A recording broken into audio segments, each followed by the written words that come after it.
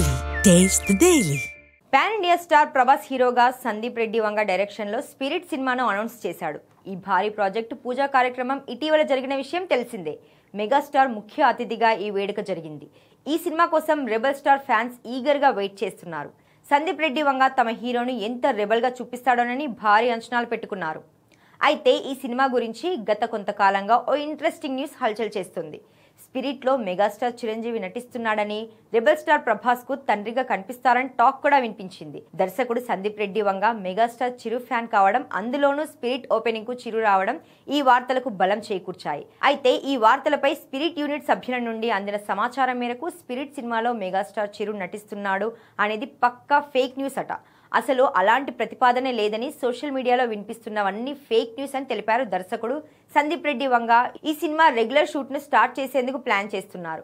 December లో ప్రభాస్ ఈ cinema sets లో జాయిన్ అయ్యే ఛాన్స్ ఉన్నట్టు టాక్. ప్రస్తుతం రాజాసాబ్, ఫౌజీ షూటింగ్స్ లో బిజీగా ఉన్నాడు రెబల్ స్టార్. స్పిరిట్ ఎప్పుడు వచ్చినా సరే రికార్డులు కొల్లగొట్టడం మాత్రం ఖాయం.